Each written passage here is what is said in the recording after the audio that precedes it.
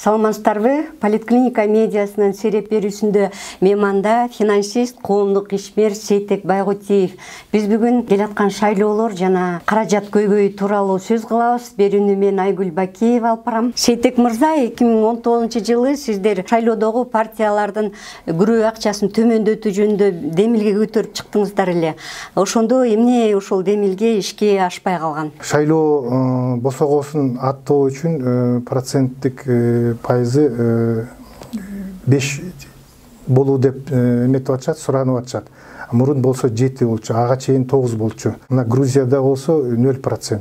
Эми ошо негизи процентти таптакыр эле алып койсо деле жакшы болот эле да. Негизи башка партиялар катышканга бул мүмкүнчүлүк болот да. Сиздер ушу жанагы шайлоо күрөөсүндөгү ылдыйлатуу боюнча демилге көтөрбөдүңүзбү? Сөзсүз ошол 5 миллиондон 1 миллионго түшүрүүнүн аракети болчу. Ага да ушундай бир аракет менен биздин көп эле мүмкүнчүлүктөр ашпай калып атат. Эми ошол 1 миллионго түшүрсө, анда башка жаш партиялар, майда партиялар катышып, өзүнүн баягы көрсөтүп, калган акчаны болсо шайлоо процессине жумшайт эле да. Шайлоо күрөөсүн Алтынбек Сулайманов 3%ке түшүрүү жөнүндө айтып атат. Анда мурун болсо ошо Садыр Жапаров 5% деп сунуштады эле. Ушунун кайсынысы алгылыктуу?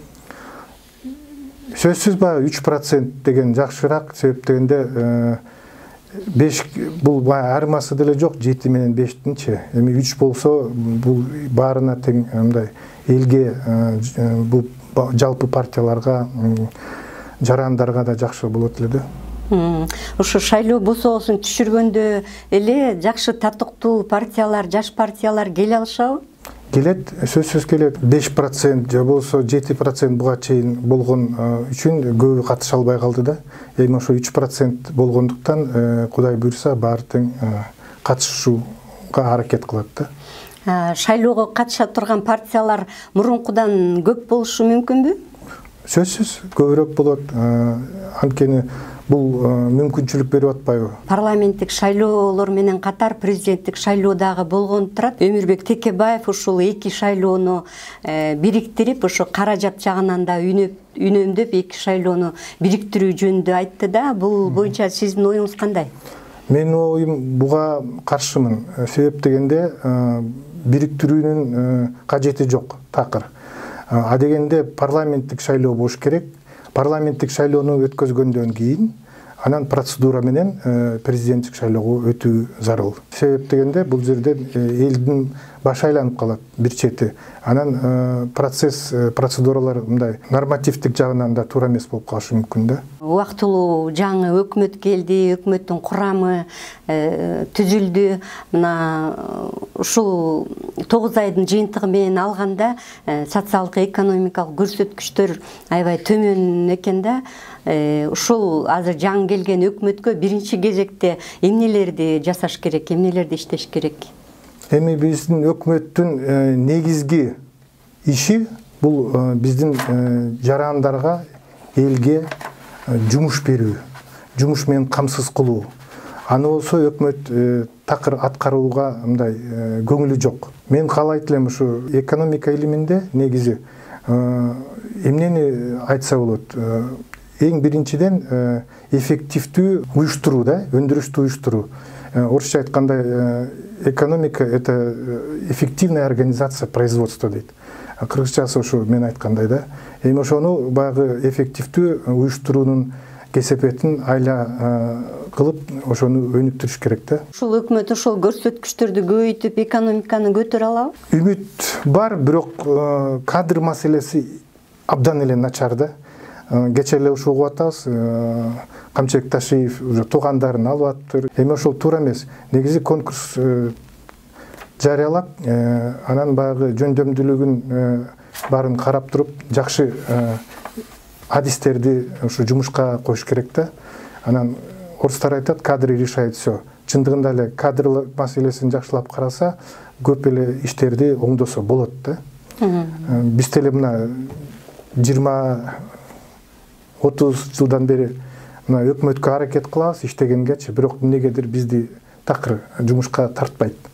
Өкмөт өзүнүн кишилерин гана алат, тааныш же болбосо бийликке жакын кишилерин, туугандарын, мына бизде эң тажрыйбалуу банк системасында иштеген адистер абдан тартиптүү болот.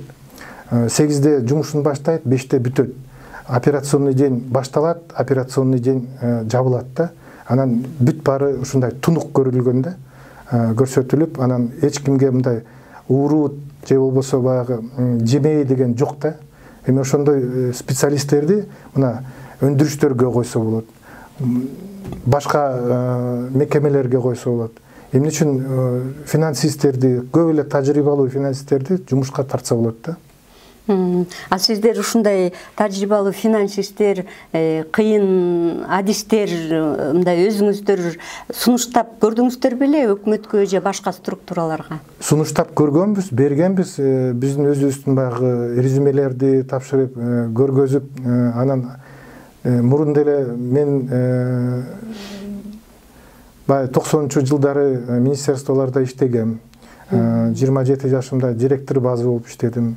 Андан кийин министерстволордо иштедим. Ошол андан кийин ошо банк системасына кетип, ошо 25 жыл банктын тармагында иштедим. Мына эми 2007-жылдан бери мугалимдик кесипти да аркалап жүрөм. Ошо атам айтты эле, ошо билгениңерди кичине баягы жаш муундарга үйрөтүп, ошо тажрыйбаңарды баягы балдарга же болбосо баягы окуучуларга, студенттерге көрсөтүп, билимин жогорулаткыла дегенден ошо кандидат диссертациямды жактап, ошонун аракетиндемин. Анан уже 1 айдан бери завкафедра болуп жүрөм. Президенттик шайлоого да катыштыңыз эле. Ошондо кандай сабактарды алдыңыз? Ошол талапкер болуп катыштыңыз да? Ооба, 2011-жылы болсо, ошо анда болсо ошо кыргыз тилден өткөзбөй коюшкан. Кыргыз тилди билип турган күнү деле өзүм кыргыз мектепти бүткөм, кыргызча ыр жазам, макалаларды жазам, китеп жазам. Анан кыргызча түш жоруйм керек. Ошондо ыр менен жазсаңыз керек э, сочинение. Программамды ыр менен жазгам, 7 куплет кылып.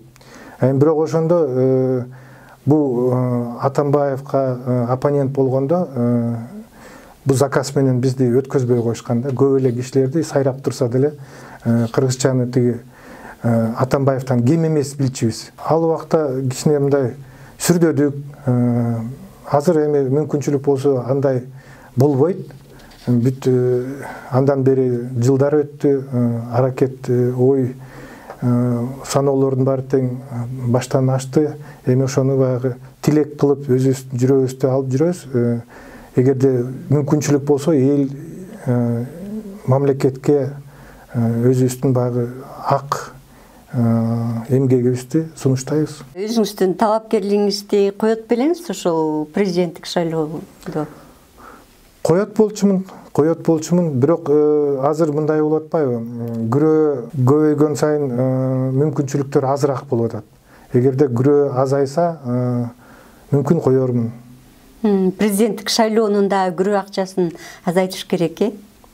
Сөзсүз, аны азайтуудун бирден бир максаты ошол биз көп эле партиялар же болбосо жарандар катышуунун аракети да.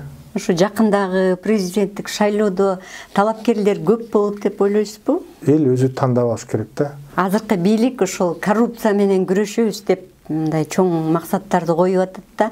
Ошол ишке ашат деп ойлойсузбу? Мыйзамды эле бузбаса, коррупцияны чындап баягы жеңүүгө мүмкүн. Башка өлкөлөрдө практика бар эмеспи? Эми ошол баягы эле биз айтып аткан Сингапурду айтсак, же болбосо Грузияны эле айталы, андан башка мына скандинавский өлкөлөрдү айтсак болот. Алар жеңип ошо өнүгүүнүн аракетинде көп жетишкендиктерге барышты. Мен ойлойм, Кыргызстан деле көп кыйынчылыктардан өтүп атат. Эми ушул кыйынчылыктардан өтсөк, ошо аң сезим, элдин аң сезими, элдин түшүнүгү жогорулаган сайын бизде ошого мындай аракетибиз көбүрөөк болуп атат да. Азыр эл түшүнүп, умтулуусу эми бүттү, эми булар кетти, кетсин, иллюстрация болсун. Эми чыныгы баягы иштейм деген кишилер келет эле, ошолор баягы бизди көтөрүп, аракетин жумшап, ушу элдин шартын оңдоонун умтулуусунда болсун деген ниет да. Жакында депутат Айнур Алтыбаева жана демилгелүү топ ушул тышкы карызды төлөө боюнча элден каражат жыйноо демилгеси менен чыкты. Ушул демилгеге сиз кандай карайсыз? Каршымын. Себеп дегенде бул жөн эле Айнур Алтыбаева айым пиар компания өткөзүп атат өзүнө. Буга чейин эмне кылып жүрдү эле дегендейчи. Бул баягы убакыттын өтүшү менен жөн эле баягы элдин көңүлүн өзүнө буруп атат. Жаман пиар, бул да пиар деген сөз да. Эми бул чындыгында мен ойлошумча такыр эле ишке ашпайт. Эл мындай акчаны чогултууга мүмкүнчүлүгү да жок азыр. Мына 120 депутат элдин эсебинен байып атышат, чет мамлекеттерге барып атышат. Эми ошолор деле чогултса, дегенде баягы ашар кылып, анан кийин эл деле аракет кылат да, алар деле карап турбайт. Ошо өздөрүнөн башташ керек да. Бирок негизи бул демилгени мен Айнур Алтыбаеванын айымдын демилгесин көп колдобойт элем да. Эл ушунчалык азыр талкуу кылып атышат. Интернетте, өзгөчө Facebook'та абдан эле ошо кыжырына тийип атат да. Мамлекет ушул каражатты кайсыл булактардан тартышы керек ошо тышкы карызды төлөө үчүн? Мамлекет тышкы карызды төлөө үчүн бул баягы жеп биздин баягы Кыргызстанды тоногон жана Акаев, Бакиев, мурунку президенттер, мурунку депутаттар, премьер-министрлер баары тең ошону изилдеп, карызды өсүшүнө аракет кылган инсандардын баарын тең ошо жоопко тартыш керек. Ама биздин өкмөттө, министерстволордо бюджеттен жегендерди ачыкка чыгарып, азыр мына Сыймык Жапыкеев ГОСБЭПке директор болду. Эми ошол Райым миллионду камакка алды деген бир кабар келди. Эми ошондой кишилердин баарын тең жоопко тартыш керек. Атамбаев Алмазбек Шаршеновичти баш кылып, анткени ал 2 жолу премьер-министр болду, 1 жолу президент болду. Кадровый маселесин көп туура эмес иштерди кылып кетти. Ошол эле Сооронбай Шариповичти жумушка, бул ажоолук жумушка президенттикке 3%тен мына 50дөн ашкан процентке жеткирди. Эми ошол нерселерди баарын оңдош керек. Шайлоолордон кийин бизди кандай турмуш күтөт?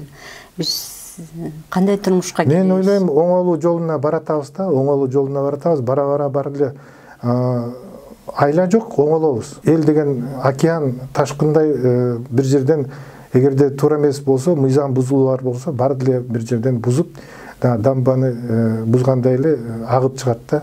Аны көрүп атасыз, мына 3-чү төңкөрүш болду. Эл чыдаган жок.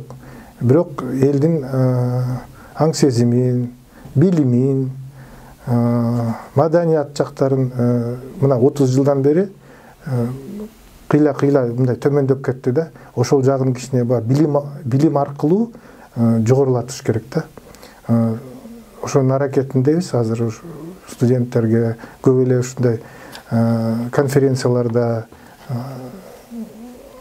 түшүндүрүү жагы менен мындай айтып келатабыз да. Шайлоолордон кийин жана сиз айткан жаш адистерди тартыш керекпи? Сөзсүз. Негизи жалаң эле жаштарды эмес. Буга чейин саясатта болбогон, бирок өзү мындай профессиональный адис катары пайда тийгизе турган мындай аракети жөндөмдүүлүгү болсо, анда ошо жумушка чакырыш керек, чакырып сунушташ керек. Аларды ошо чындыгында эле мына бизде инженерлер аз болуп калды. Жакшы экономисттер жүрөт. Анын арасында кандидат наук, доктор науктар бар. Өзүнүн баягы разработкалары бар, ошо внедрениясы мененчи. Ошолордун баягы илимий изилдөөлөрүн иш жүзүнө ашырыш керек да. Ошондо гана мына менин өзүм диссертациямдын темасы роль банка в интеграции банковского и промышленного капитала. Бул именно ушу банктын аракети менен биздин өндүрүштү, биздин баягы промышленность, өнөр жайларды өнүктүрүү да. Өнөр жайлар ишке кирсе, анда көп эле ушу биздин жарандар жумуш менен камсыз болот эле да. Анан бул айтканда слияние банковского и промышленного капитала, финансово-промышленный группы да. Ошондо көп нерселер чечилет. Өзүм ушу 2007-жылдан бери ушул темада иштеп жүрөм. Ойлоп атам, Кудай буйрса, ушу бизде келечекте чоң ийгиликтер күтүп атат да. Доллардын курсу өсүп, мындай кымбаттоолор болуп атат. Бул ушундай жүрүп отурабы же ал дагы түшүп? Бүгүндөн баштап доллар түштү. Кече эле 81-40 болуп аткан. Бүгүн сатылып атканы 80 сом 80 тыйын болду да. 80 сомдон алып атышат, 80 сом 80 тыйындан сатып атышат да. Анан курс азыр Улуттук банк интервенция жасап атат, сомдун накталай баасын кармап калганга аракет кылып атат да. Анда ушу арзандоолор да болот да энди. Доллар кичине түшөт да. Бул өзгөрүүлөр болуп турат жылда элечи. Бирок артыкча ушу акыркы жылдары доллар жакшы эле мындай өсүүдө да. Бирок Национальный банк, ушу Улуттук банк аракет кылып атат. Көп эле аракет кылып атат. Ушу башка өлкөлөрдүн экономисттери деле таң калып атат. Эмне үчүн силер ушундай сомуңар бекемирээк биздин ошол эле казак теңгесине караганда же болбосо тиги сум өзбек сомуна караганда биздин сом аларга караганда бекемирээк болуп атат да. Эмнеге бекемирээк болуп атат? Анткени биздин Улуттук банк золото-валютный запастарды туура колдонуп, бизде инвестициялар келип атат. Ошолордун аракети менен бизде резерв бар. Ошо резервдин айынан убагы келгенде улам долларды сатып алып, кайра керекте кайра сатып, ошону менен регулировка кылып атат. Банк өзү, Улуттук банк өзү регулятор болуп эметет да, аталышы. Алар ошо биз банктарга 25 банкка баарына тең нормативный установкаларды берет. Алар болсо алмаштыруучу жайларга андан ары узатышат. Ошондун аракети менен биздин кыргыз сому дагы эле ушу бекемирээк болуп турат да, башка валюталарга караганда. Урматтуу Политклиника медиасынын көрөрмандары жана угуучулары, сиздер Сереп программасына күбө болуңуздар. Бизде мейманда финансист, коомдук ишмер Сейтек Байгутиев конокто болду. Биз бүгүн алдыдагы шайлоолор, өлкөнүн социалдык, экономикалык абалы, каражат көйгөйү тууралуу сөз кылдык. Берүүнү мен Айгүл Бакеева алып бардым. Саламатта калыңыздар.